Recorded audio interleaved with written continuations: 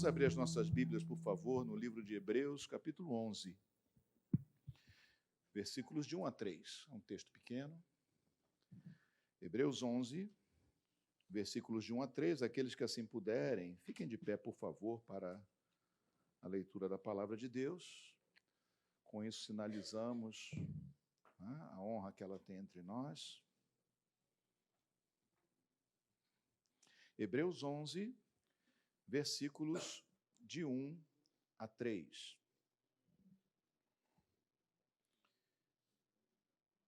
Diz assim: Ora, a fé é a certeza de coisas que se esperam, a convicção de fatos que não se veem.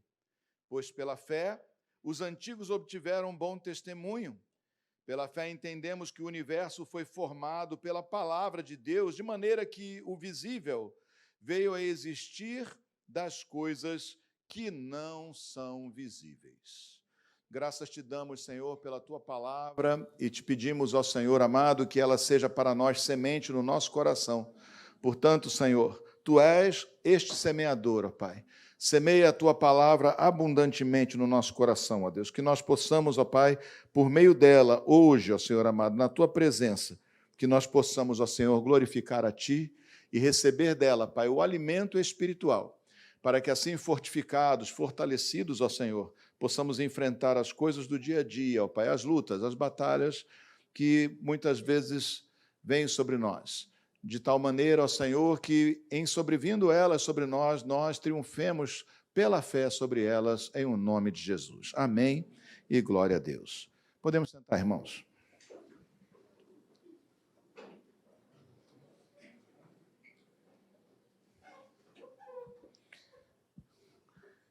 Nós vamos terminar um pouquinho mais cedo hoje, por volta de 11h40, se Deus quiser e eu me controlar. Então, nós vamos alcançar esse êxito. Amém?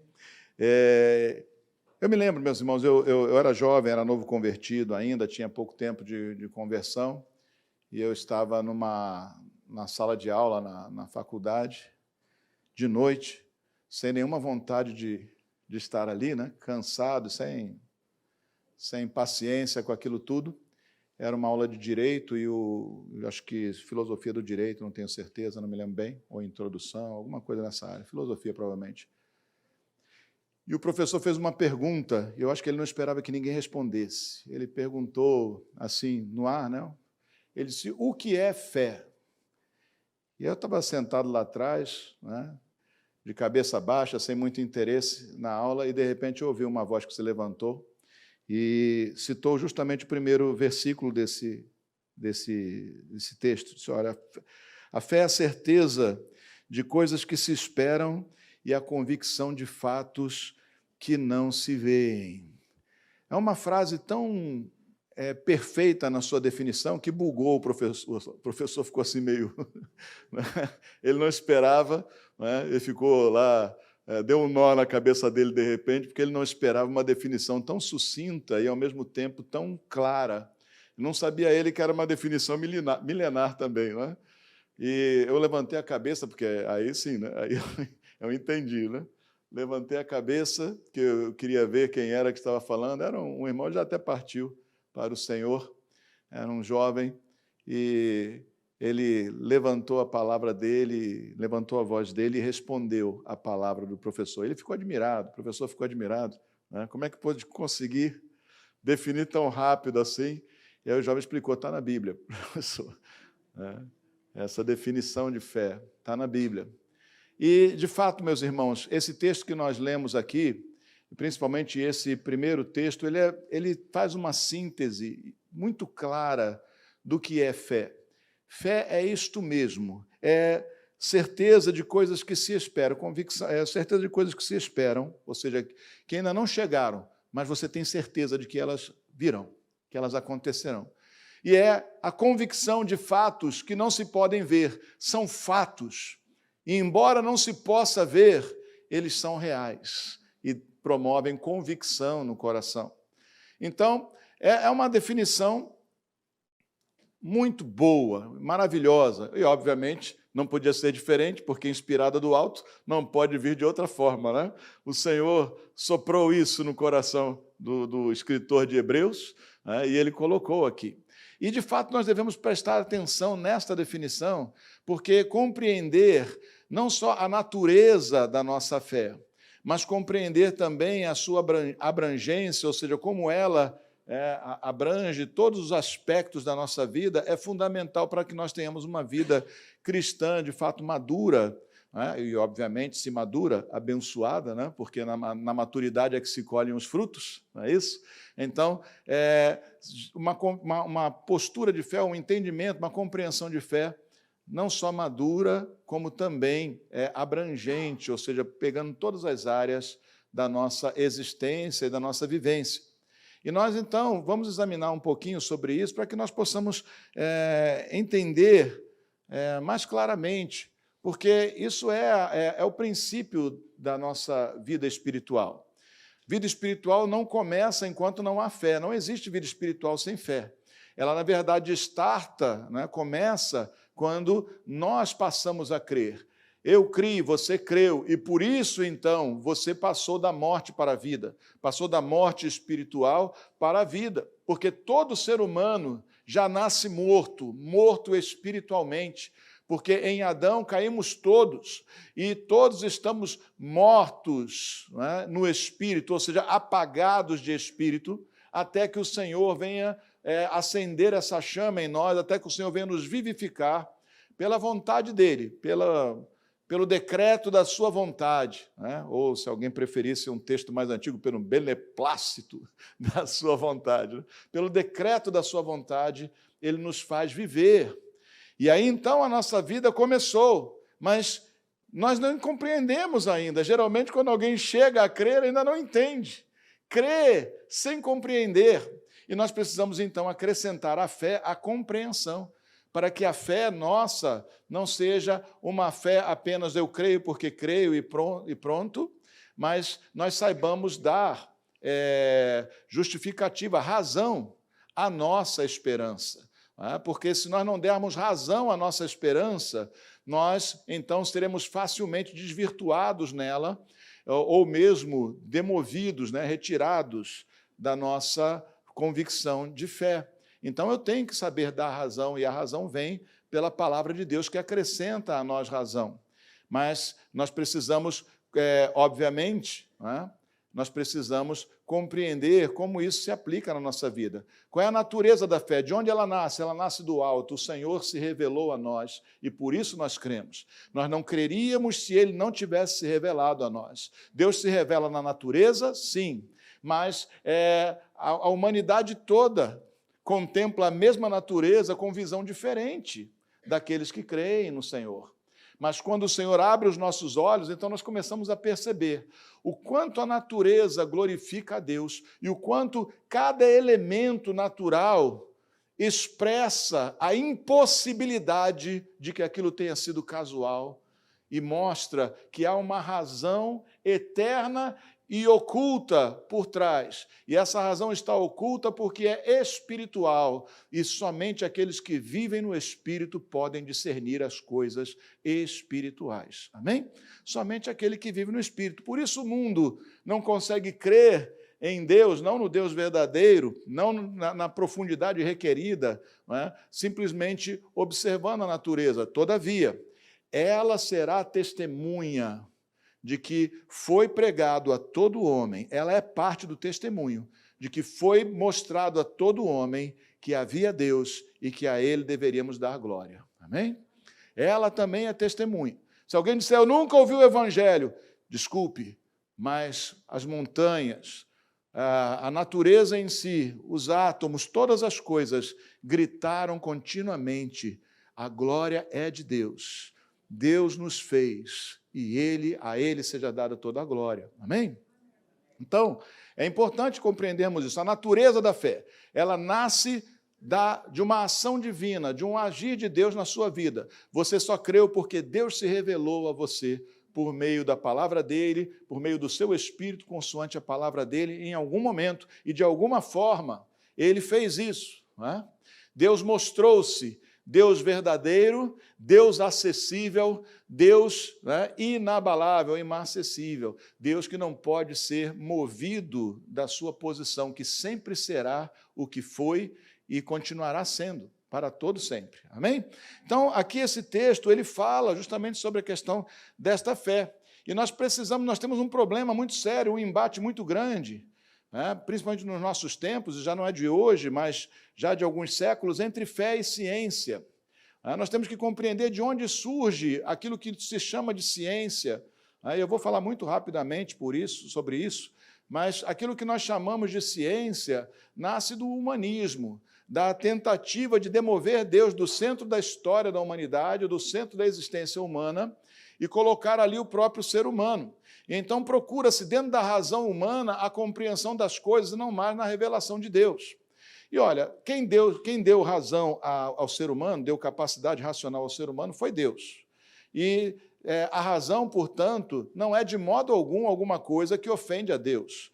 Deus colocou em nós a razão para que ela seja usada. A partir do revelado, nós devemos construir, então, pela razão humana, todas as demais coisas. A Bíblia, você não vai ter na Bíblia, por exemplo, ensinar a construir com concreto ou coisa parecida, né?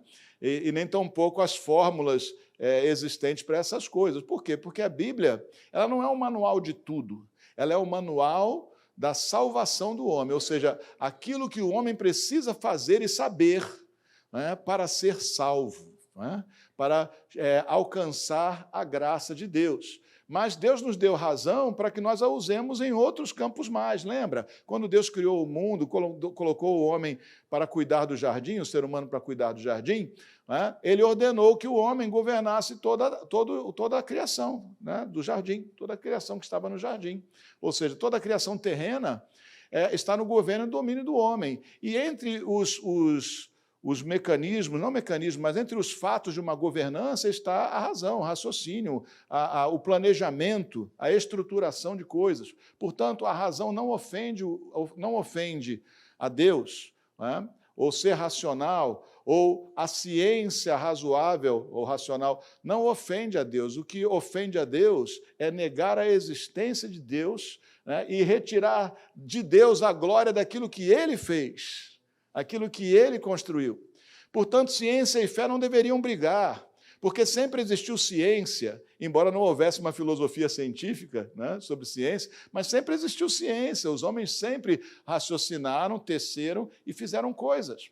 Mas a partir do momento que isso entra para esse campo, que se estabelece então o humanismo, que se procura remover Deus do centro da existência humana, para então colocar o próprio homem, né, como o centro da sua própria existência, do seu próprio governo, então sim, isso ofende a Deus. Mas quando nós falamos sobre fé, por exemplo, e aí é importante, né, quando nós falamos sobre fé, nós falamos sobre um conhecimento que não é um conhecimento científico. Por isso que fé e ciência não devem brigar entre si, porque as duas tratam de coisas totalmente diferentes. Uma trata do Criador e das relações com o Criador. A outra deve tratar do criado, daquilo que foi criado, né? Ou seja, com base naquilo que foi criado, compreender e governar e administrar isso para o nosso benefício. Deus nos deu razão para isso.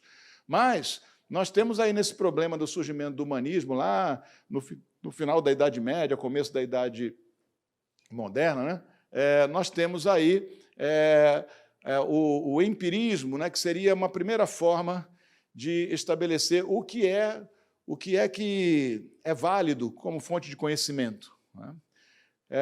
E aí o empirismo, ele fala o quê? Que tudo é baseado nos nossos sentidos. Aquilo que é verdadeiro, aquilo que é possível raciocinar e tecer, está ligado exclusivamente aos sentidos humanos. Você conhece os 5 sentidos humanos, né?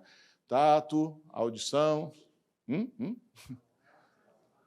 olfato, visão, é isso? Então, são esses sentidos, são essas áreas sensoriais pelas quais o ser humano se relaciona com o universo ao seu redor, né? Percebe as coisas ao seu redor. Mas ficar preso só nisso, e a ciência já não se prende só a isso, mas essa é uma primeira etapa, né, com John Locke lá atrás, ficar preso só a isso é negar uma outra parte que também é conhecimento, que é o conhecimento oriundo da fé, que é o conhecimento revelacional. Uma das matérias aí em filosofia, né, da ciência e coisa assim, é a respeito da epistemologia, né? Epistemologia é o estudo das fontes válidas de conhecimento, daquilo que pode produzir, o que é aceito como fonte para o conhecimento. E muita gente não compreende que a fonte do conhecimento extrapola, mesmo hoje, não compreende que a fonte do conhecimento extrapola os 5 sentidos humanos. Nós podemos adquirir conhecimento por revelação. A revelação é uma fonte de conhecimento tão válida quanto outra qualquer. E, na verdade, a maior parte dos seres humanos, esse é o ponto, né? Eles acreditam por revelação. Porque alguém pega e diz para você assim, não, a ciência diz isso. Mas a ciência, o que é a ciência? É uma entidade amórfica e que, eventualmente, revelou alguma coisa e é inquestionável, é dogmático. A maior parte das pessoas gritam, não, isso é ciência, aquilo não é, mas não sabem dizer por que alguma coisa é científica de fato ou quais são os passos de comprovação para aquilo que elas alegam. Então, você teve essa briga toda aí por vacina, né? Isso. Aí tem um pessoal que gritava, ciência, isso é ciência. Ciência, entre aspas, porque enquanto não for totalmente comprovado e provados os resultados, então não é bem científico ainda está muito na casa, né, do palpitismo, né? Da opinião pessoal. Mas, quando se trata de coisas ligadas à nossa fé, muitas vezes alguém pode dizer, não, a natureza, né, o universo, ele não foi criado por Deus, ele foi criado a partir, né, de a teoria, vamos dizer, do Big Bang, né? Em algum momento, as coisas se expandiram, a massa se expandiu, mas que massa foi essa que se expandiu? E aí vai ficando mais complicado cada vez mais, né? Mas a maior parte das pessoas não sabem nem argumentar sobre essas coisas. Todavia, argumentam que é ciência, quando, na verdade, para elas, como pessoas, como indivíduos, é apenas revelação. Aceitaram de alguém que aquilo é um fato e saem falando por aí sem saber como provar o fato. Então, o que é isso? Se não é também uma forma de fé, de acreditar, né? Não por evidências que se possa provar, mas por uma revelação que se recebeu, seja de um professor, seja de um livro, mas se você não sabe os passos, então ainda é uma questão de fé. E aí aí nós estamos entrando de volta no nosso assunto. Aqui diz, Hebreus, capítulo 11, diz, pela fé, versículo 2, pois pela fé os antigos obtiveram bom testemunho. 3, pela fé entendemos que o universo foi formado pela palavra de Deus, de maneira que o visível veio a existir das coisas que não são visíveis. Isso é revelação. Mas também quando dizem que veio a partir do Big Bang, também é revelação, porque ninguém estava lá para ver. E a única coisa que se pode dizer sobre prova é por causa da expansão do universo, dos astros, né, indo para uma determinada direção. Então, imagina-se que, em algum momento, eles partiram de um ponto remoto, né, para aquela direção. Mas há outros que dizem que tem partes do universo que estão indo na direção contrária, que ele já estaria até em retração. Meu Deus do céu! A revelação é uma fonte válida de conhecimento? Porque a fé vem pela revelação. Sim, é uma fonte válida. Porque quando nós cremos na palavra revelada de Deus, nós cremos porque o próprio Deus, de alguma forma ou em algum momento, já se manifestou a nós. Ou seja, eu creio porque eu conheço Deus, ainda que um pouco. Eu creio porque Deus se revelou a mim. Eu creio porque, posta à prova a revelação de Deus, ela foi confirmada pelo poder dele. Eu creio porque o Senhor confirmou e tem confirmado a palavra dele na minha vida. Eu creio porque Deus não está mudo, Ele não criou e saiu pelo universo para passear. Ele está presente e Ele confirma a sua palavra. Amém? Então, aquele que mergulha na palavra de Deus vai receber as confirmações. daquilo que Deus tem falado, porque é prazer dele evidenciar aquilo que ele tem, tornar evidente, claro, aquilo que ele tem manifestado a nós pela sua palavra. Amém? Então, se você não crê, ou se a sua fé está débil, é porque você não está dando ouvido à pregação da palavra. Romanos capítulo 10, versículo 17. A fé vem pela pregação, e a pregação pela palavra de Cristo. Amém? A fé vem, então, de que maneira? Como é que a nossa fé é acrescida? Como é que a fé é renovada e fortalecida? Ela é renovada e fortalecida pela pregação. E a pregação não é uma pregação qualquer, é a pregação que vem pela palavra de Cristo, ou seja, é a pregação da palavra de Cristo a nós. Então, meus irmãos, se nós temos alguma dúvida a respeito disso, se nós temos alguma dúvida se é possível, não é? Se nós temos alguma dúvida de que, eventualmente, alguma coisa na Bíblia, ou nós cremos, talvez, ou tenhamos dúvidas em relação à condição de veracidade, a condição factual da Bíblia, é porque nós não estamos compreendendo ainda que o conhecimento, uma das fontes válidas do conhecimento, é sim a revelação.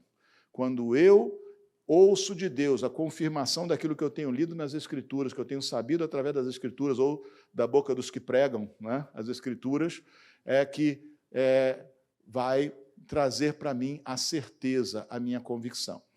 Então, nós precisamos de quê? Precisamos da pregação da palavra de Cristo. Amém? E essa pregação não está disponível o tempo todo, nós precisamos lê-la. Não é? A palavra de Cristo está disponível para nós o tempo todo. Nem todo o tempo você pode ouvir, não é, uma pregação de outra pessoa, mas a palavra é a própria pregação da vontade de Cristo. Amém? Então, vamos lá. A fé, então, ela é um conhecimento válido. Aquilo que é conhecimento de fé é válido, mesmo não dependendo dos sentidos humanos, mesmo não atendendo a alguns requisitos pseudocientíficos, ele é válido. Por quê? Pelo testemunho do Espírito, porque o Espírito testifica a respeito da palavra de Deus. Amém? E nós temos aqui, então, também, meus irmãos, essa questão do tipo de fé. Não é? A fé não tem tipos. E a fé também, ela não tem tamanho no sentido... Quando Jesus fala, como é pequena a vossa fé, é por causa da pequenez da vossa fé, parece que ele está falando de tamanho. Fé não tem tamanho. Ou você acredita ou você não acredita. A fé, essencialmente, ela tem abrangência. Então, Cristo, quando está falando sobre isso, ele está falando sobre a abrangência da nossa fé. Se eu creio que Ele é o Salvador, então isso me salva. Crer que Jesus é o meu Senhor e Salvador, e, portanto, colocar o meu coração, o meu caminhar na mão dEle, isto já é suficiente para a minha salvação. Mas nós sabemos que tem irmãos em Cristo que não creem, por exemplo, que hoje pode haver cura divina, milagres desse tipo. Que isso ficou no passado, numa outra época de manifestação de Deus. Ele vai deixar de ir para o céu? Não, apenas a sua fé não abrange aquele fato. Outro não acha que Deus possa abençoar a si próprio, a ele mesmo. Por quê? Porque olhando para si como pecador, ele acha que a fé pode ser abrangente, mas não atinge a ele porque ele não está qualificado para receber qualquer bênção divina. Então, ele não compreende a graça de Deus. Ele não compreende o quão gracioso e bondoso Deus é, o que não nos livra da obediência e da necessidade de sermos obedientes. Mas, lá a palavra de Deus, lá na primeira carta de João, e eu não separei esse versículo, mas você vai poder consultar depois, está escrito assim, que quando nós temos confiança diante de Deus, pela obediência, se nós temos confiança diante de Deus, nós recebemos dele, ele nos abençoa. Por quê? Porque não há limitação no nosso coração, ou seja, nós estamos incluídos dentro dessa abrangência do grupo de pessoas que Deus quer abençoar. Então, quando nós pensamos sobre fé, nós temos que compreender, nós temos que pensar ou tentar entender o quão abrangente é a nossa própria fé. O que a tua fé abrange? Você crê que Deus possa ressuscitar um morto mediante a sua oração?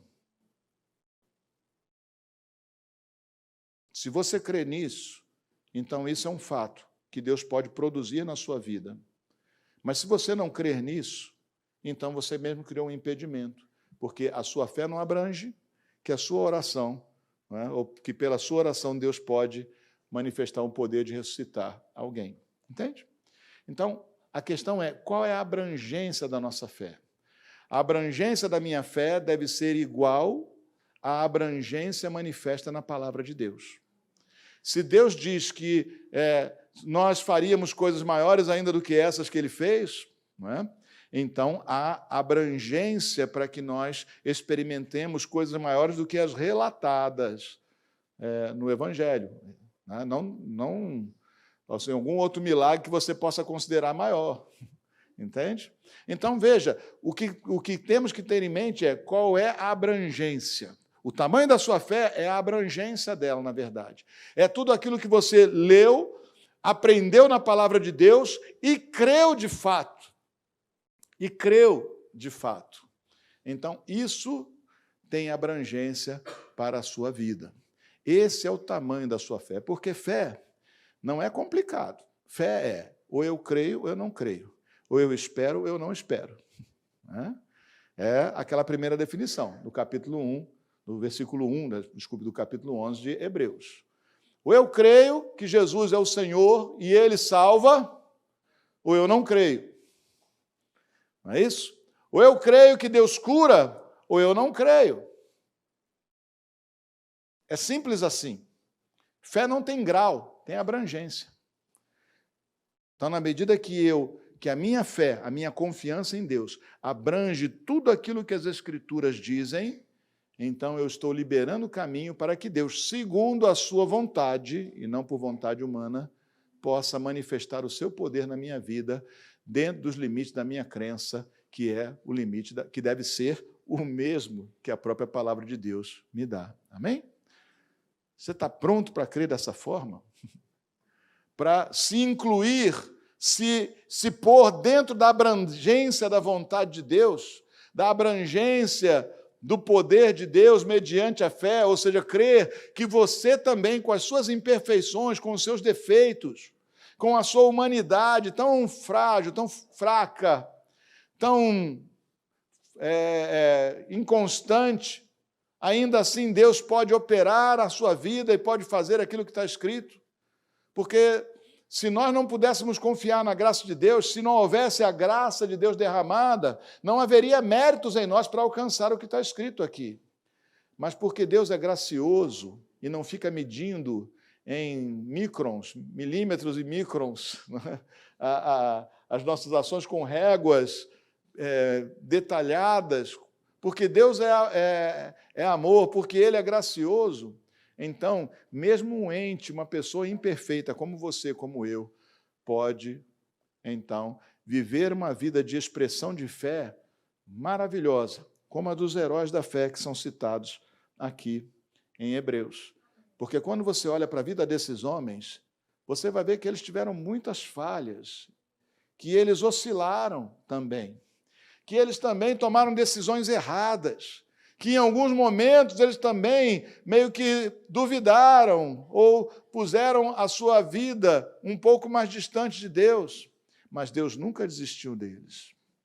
A nossa fé em Deus pode variar de alguma forma. Em algum momento ela pode estar mais intensa, mais acesa, mais vivida, não estou falando nem de vívida, mas vivida mesmo, ou seja, experimentada. E outras vezes nós podemos estar um pouco distraídos com a nossa cabeça fora desse conceito. Mas nós devemos lembrar de uma coisa: Deus, aquilo que o Senhor falou e aquilo que Ele faz, não varia. O que varia muitas vezes somos nós. Nós variamos, nós somos a variável. Mas o Senhor não. O Senhor é a mesma coisa sempre. Ele age sempre da mesma maneira.